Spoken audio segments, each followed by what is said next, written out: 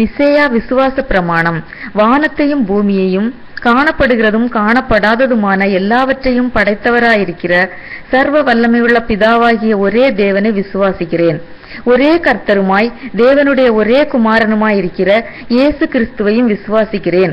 அவர் சகல உலகங்களும் உண்டாவதற்கு முன்னே நமது பிதாவினாலே ஜெனிப்பிக்கப்பட்டவர், தெய்வத்தில் தெய்வமானவர், ஜோதியில் ஜோதியானவர், மெய் தேவனில் மெய் தேவனானவர், உண்டாக்கப்படாமல் ஜெனிப்பிக்கப்பட்டவர், பிதாவோடே ஒரே தன்மையுடையவர், சகலத்தையும் உண்டாக்கினவர், மனிதராகிய நமக்காகவும் நமக்கு இரட்சிப்பு உண்டாகவும் பரமண்டலத்திலிருந்து இறங்கி பரிசுத்த ஆவியினாலே கன்னிமரியாளிடத்தில் அவதரித்து மனிதனானார்.